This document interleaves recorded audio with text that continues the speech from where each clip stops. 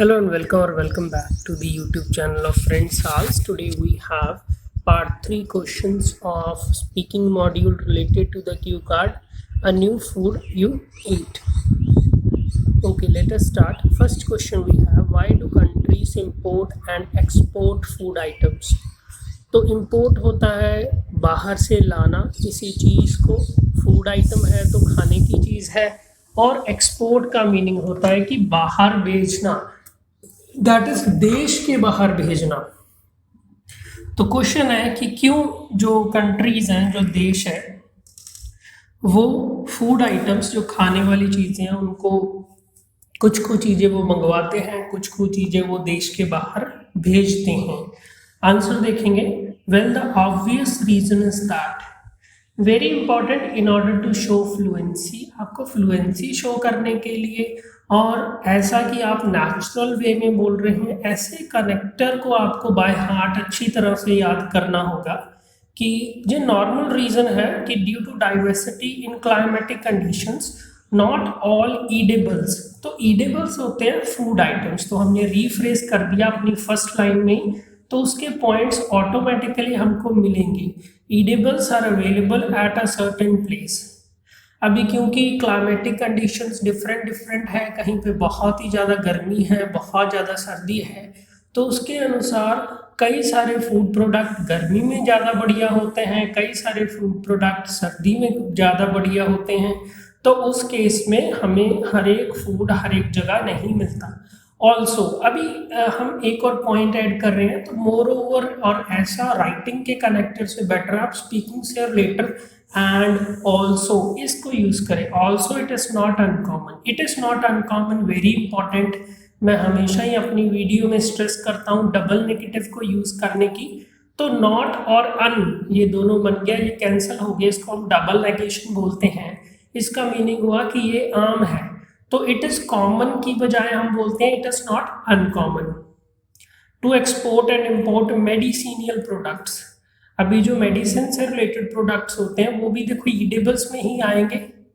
For example black pepper, तो काली मिर्च है जो well known for its preventive action against cancer, तो जो काली मिर्च है वो हमें कैंसर से बचाती है।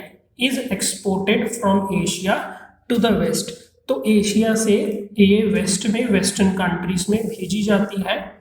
पूरे क्वेश्चन को वन गो में ले लेंगे, कॉमा और फुल स्टॉप को अंडरस्टैंड बेटर करने के लिए। Why do countries import and export food items? Well the obvious reason is that due to diversity in climatic conditions not all edibles are available at a certain place. Also it is not uncommon to export and import medicinal products.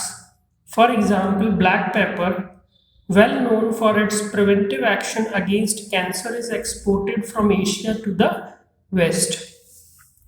Next हम second question को ले लेंगे, what are the advantages of importing food?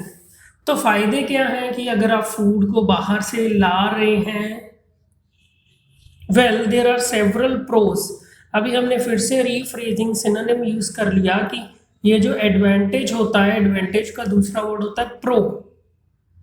Well there are several pros to buying food items from abroad, तो काफ़ी सारे फायदे हैं बाहर से अगर हम कोई आइटम मंगवा रहे हैं।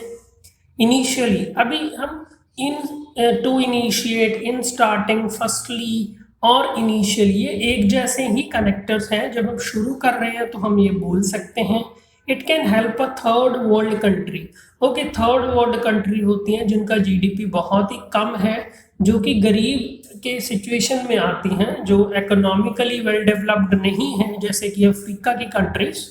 तो it can help a third world country counter an emergency situation like famine. तो जो भूखमरी होती है, जहाँ पे खाने का अकाल पड़ जाता है, तो उस सिचुएशन को काउंटर हम कर सकते हैं अगर हम बाहर से फूड मंगवाते हैं। तो more over it helps to improve relations between countries involve in the trade of imports and exports. Very important, अभी हमने सेकेंड पॉइंट दे दिया, मोर ओवर एंड ऑल्सो ऐसा आप यूज कर सकते हैं। तो हमने एंड और ऑल्सो पहले यूज कर लिया, तो यहाँ पे मोर ओवर लगा दिया है। इट हेल्प्स, तो ये मदद करता है कि दो कंट्रीज जो इंपोर्ट एक्सपोर्ट में लगी हुई हैं उनके रिलेशंस बढ़िया रहते हैं क्योंकि वो एक दूसरे पे डिपेंडेंट रहती हैं। तो what are the advantages of importing food? Well, there are several pros to buying food items from abroad. Initially, it can help a third world country counter an emergency situation like famine. Moreover, it helps to improve relations between countries involved in the trade of imports and exports. Next question. Are there disadvantages of importing food? तो disadvantage का meaning होता है कि क्या कोई बुरा effect है, बुरा प्रभाव है, नुकसान कोई होता है। देयर इज वन, तो हमने स्टार्टिंग ही ऐसे किया कि एक तो है बहुत ही नेचुरल वे में मैं कहूँगा, अगर आप इसको इसी तरह से डिलीवर कर पाए तो यहाँ पे आप बहुत ही बढ़िया स्कोर की उम्मीद कर सकते हैं। It affects the economy of importing nation negatively. अभी जो तो बाहर से प्रोडक्ट मंगवा रहा है, नो डाउट कि वो अपना ज़्यादा पैसे पे कर रहा है, इंपोर्ट ड्यूटी लग रही है, ट्रांसपोर्टेशन का खर्चा लग रहा है, तो इसलिए उसकी इकोनॉमी को नेगेटिव इम्पैक्ट होगा। Also imported food decrease the sale of local product. अभी बाहर से कोई प्रोडक्ट आ गया, लोकल प्रोडक्ट को कंपटीशन देगा तो ऑब्वियसली सेल तो घटेगी जो लोकल प्रोडक्ट्स हैं। For example the proliferation, very important vocabulary. Proliferation का मतलब होता है बहुत ही तेजी से बढ़ना। तो यहाँ पे proliferation of Chinese product in the Indian market has led to the dominance of Chinese made appliances. तो जो चाइनीज प्रोडक्ट अभी इंडिया में अवेलेबल हो गए हैं, जो इंडिया इंपोर्ट कर रहा है चाइना से, उसका मतलब हुआ कि अभी चाइना की ही डोमिनेंस है, लोकल कोई प्लेयर का, लोकल कोई कंपनी का ज़्यादा इलेक्ट्रॉनिक अप्लायंस नहीं बिकता। Hence, local manufacturers suffer. तो जो लोकल जो बनाने वाले हैं उनका नुकसान होता है। तो वो are their disadvantages of importing food? There is one, it affects the economy of importing nations negatively. Also imported products decrease the sale of local products. For example, the proliferation of Chinese products in the Indian market has led to the dominance of Chinese-made appliances, hence local manufacturers suffer. Very important, अगर possible हो पाए तो जरूर आप example दिया कीजिए। Next है, what factors influence the import and export of food items? अभी कोई हम आइटम बाहर से मंगवा रहे हैं या बाहर भेज रहे हैं तो किन चीज़ों पे वो डिपेंड करता है कि हम इंपोर्ट एक्सपोर्ट में लगेंगे या नहीं।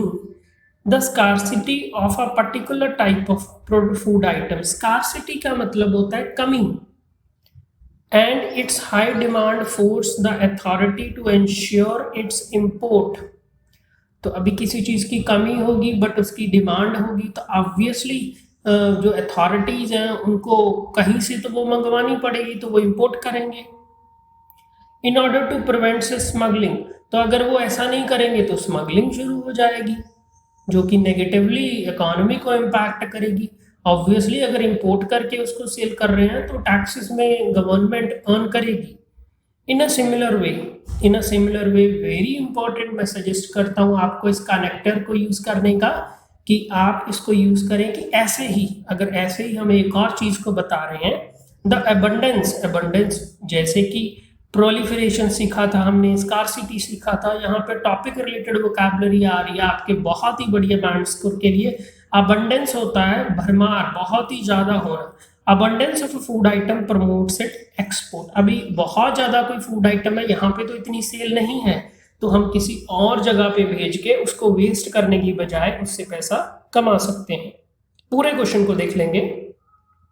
What factors influence the import and export of food items? The scarcity of a particular type of food item and its high demand force the authority to ensure its import in order to prevent its smuggling. In a similar way, the abundance of a food item promotes its export. Next question. Nowadays, why do people seem to prefer packaged food over home cooked meals? तो घर के खाने की बजाय हम pack किया हुआ खाना क्यों पसंद करते हैं? Well, most people are forced to work overtime due to inflation. Work over time मतलब कि ज़्यादा समय काम करना, इन्फ्लेशन मतलब महंगाई के कारण, ड्यू टू, बिकॉज ऑफ एक ही बात होती है। तो यहाँ पे हमने बोला, देखिए वेल, अगर आपको और का नेचुरल कनेक्टर नहीं मिल रहा तो वेल से स्टार्ट कर सकते हैं। तो तकरीबन जो लोग हैं उनको ओवर टाइम करना पड़ता है क्योंकि महंगाई है। So this leaves very little time for cooking food. तो दिस दैट, ये इसके बहुत सारे स्कोर है आपका, अगर आप इसको अच्छी तरह से यूज कर पाए तो इसके कारण बहुत ही कम समय बच जाता है उनके पास खाना पकाने के लिए। So they opt for, again very important topic related vocabulary, opt for equal to choose, कोई चीज को चुनना, तो वो फिर ऑप्ट करते हैं, वो चुनते हैं प्री कुक्ड फूड, क्योंकि समय तो है ही नहीं उनके पास। Another possibility is a preference for junk food. तो दूसरी पॉसिबिलिटी है कि वो जंक फूड को प्रेफर करते हैं, जो फास्ट फूड होता है। As it is difficult to prepare and have such a taste at home, they buy packaged food.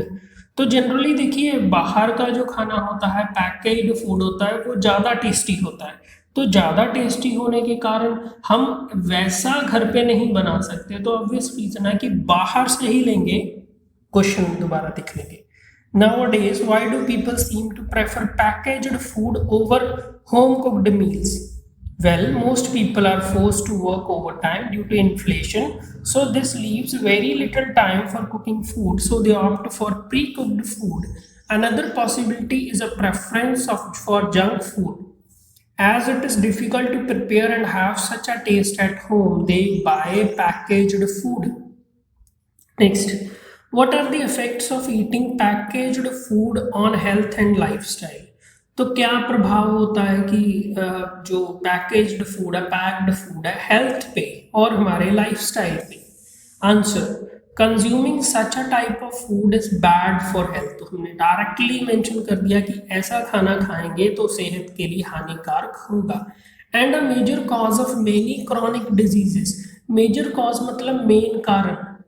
Chronic diseases, disease तो कोई भी बीमारी होगी, जो बीमारी लंबा समय तक चले, बहुत ही लंबी चले, लाइक कैंसर वगैरह, वो देखिए कितने कितने साल लग जाते हैं उसको ठीक करने में। कईयों की तो चलो, a major cause of many chronic diseases. A recent study, अभी फिर हमने एग्जांपल दिया है, a recent study has revealed that such foods are main causes of cancer. तो अभी हमने यहाँ पे मेंशन कर दिया कि एक ही जो अभी स्टडी थोड़ा समय पहले हुई थी उसने बताया है कि कैंसर का कारण है ऐसी चीजें। What are the effects of eating packaged food on health and lifestyle? Consuming such a type of food is bad for health and a major cause of many chronic diseases. A recent study has revealed that such foods are main causes of cancer. Don't forget to like, subscribe and share. Friends are